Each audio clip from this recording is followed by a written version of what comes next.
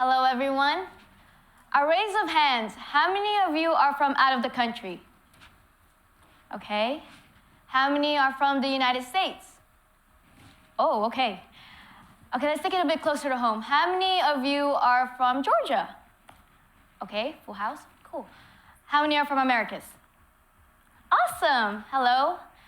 Now, if you had an answer for any of the questions I just asked, consider yourself lucky, because I am 19 years old and I still cannot answer the simple question, where are you from? I was born in Riyadh, Kingdom of Saudi Arabia in 2002, and at the age of 4, my family and I moved to the Philippines. We stayed there for about a year, and when I was 5, my family and I flew to Saipan, Northern Marianas Islands, which was a US territory. We stayed there for about 10 years, and within that 10 years, we moved around the island 5 times. When I was 14, in 2017, my family and I had to move back to the Philippines because of our paperwork.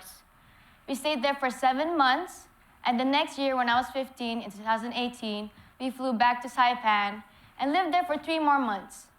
That same summer, in June 2018, my family and I got on several planes and flew across the world to Macon, Georgia.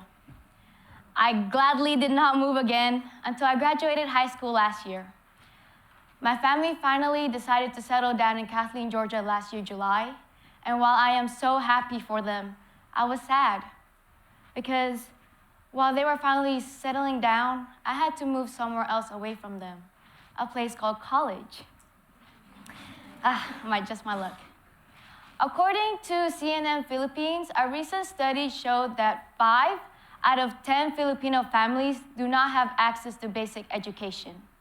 Now, with that being shared, I am here to talk about the different types of education I had between the Philippines, Saipan, and the United States. Moving around different 8 schools between different countries was really difficult and challenging. It made it hard for me to learn because I did not have the foundation that I needed. This made me overlook all the opportunities and resources I had while in Saipan because I focused more on my struggles. But I did have a good education in Saipan. It might not have been as great as here in the US, but it was so much better than in the Philippines. My day as a student in the Philippines in 2017 was rigorous, and I was only in the 9th grade. But I was lucky to have my family with me because they helped me start my day every day. Now keep in mind, my family, we had a good house. We were on the better side of finances and had better opportunities.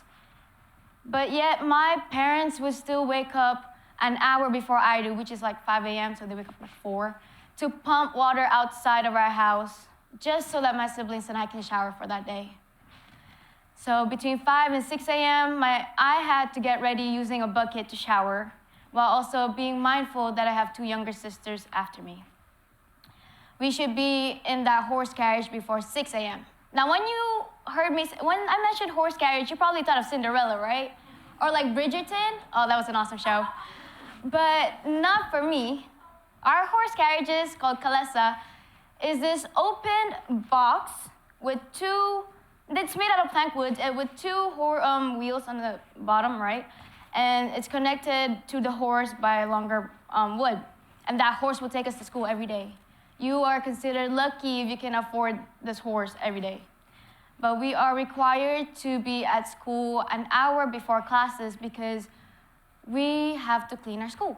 We do not have janitors. Every grade level has a designated spot on campus to clean. So we do this for about an hour, and classes starts at 7:15 a.m. and end around 5 p.m.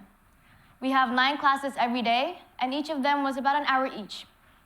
And after school, we are still required to clean our classrooms using coconut husk and floor shiners provided by us, and we will get in trouble if we don't bring them. But yes, right after we clean that classroom, we rush straight to our field because we have extracurricular activities. Mine was soccer and volleyball. But that was my day. I wouldn't go home until around 8 to 9 p.m. on most nights. And keep in mind, I went to a Catholic school, so on Wednesdays we have novenas, which would push everything back an hour later, and we are required to go to Mass on Sundays because it was part of a religion class. Now, the class sizes were also different. all ninth graders on that campus shared one regular-sized classroom. So 50 to 55 of us are stuck in that room with a chalkboard and wooden chairs. Now, these wooden chairs was about this tall, 2 to 3 feet high from the ground, and made out of wood, too. It was old wood, so like when you accidentally even wet it just a little, I know this for a fact, it stays there until the next day. You can see the dark spot. And you can literally see the nails coming out of it because it's just so old. Now, American and Asian diets are different, and I was considered a bit too hefty when I first moved there. I couldn't fit. This caused some mental health issues, including depression and bad eating habits. But by the end of my stay, like the 7 months, I could fit easily in those chairs and breathe. I remember feeling happy that I could fit in those chairs and breathe and even have my backpack on. Class rankings also played a big role on our campus. It somewhat made a toxic environment, and it also determined your status on campus. This forced me to be strong during the hardest transition of my life, because if they sense that you are weak, they will pick on you. But the more time passed and I was more exposed and I learned more about my friends or my classmates, I learned that I shouldn't even be complaining.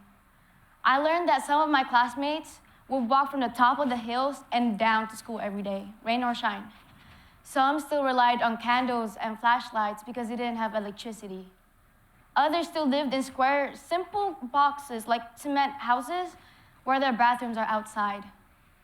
And most depended on farming as a source of food. Yet, and keep in mind, it's always raining at the region we're at. It's always cold and rainy. But it was rare for me to ever see my classmates late or be absent from class, and it blew me away. Even though my classmates never had the opportunities I had, they were the nicest and down-to-earth people I've ever met. Once I got to know where they came from and what I learned, it was easier to connect with them. They made me reflect on how lucky I was to have the opportunities and resources I had in Saipan. But the true turning point for me with this reflection of how lucky I was this one experience I had in Manila.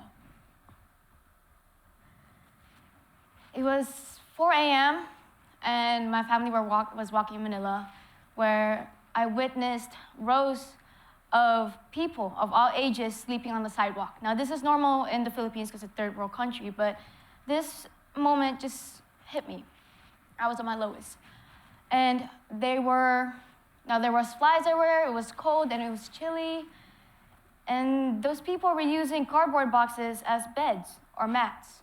Some used dirty rice sacks that was ripped as blankets.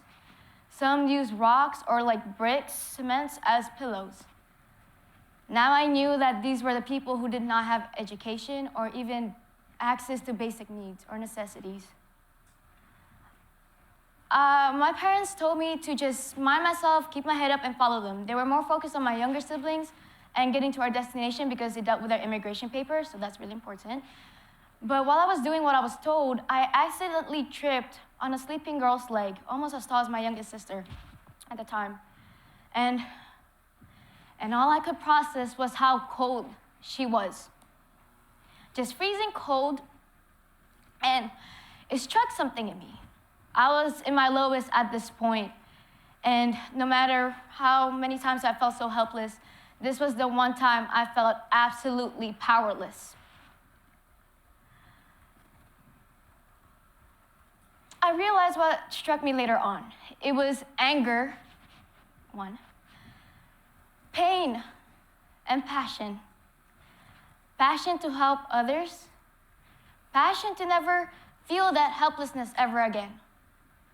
I have my parents to thank for teaching me to have a big heart, but I came to the conclusion that I will use my passion in science to help others. I was so low at that moment that I had no other direction but to go up. Now that was 4 years ago, and last year I was the first in my family to graduate high school in the United States. I also now have the privilege to earn my bachelor's in nursing here in the mainland. This would not be possible without my parents and my family's love and support, especially just my parents. Thank you. As difficult as it was to have anything constant in my life, I can count 4 things. my family, God, change, and my education. I may not know where I am from, but I do have a home in my family and a passion to achieve my dreams. So I leave you with this. You are lucky. You have opportunities that people can't even dream of. Be aware of the opportunities and resources you have, and do not take them for granted. Be more aware of places outside of the US, because you never know when you will travel or move. But take the initiative to dream bigger. Anyone with the right mindset and passion can achieve anything. That is what my parents taught me. So find your passion, be a lifelong learner, and help us make the world a better place than when we found it. Thank you.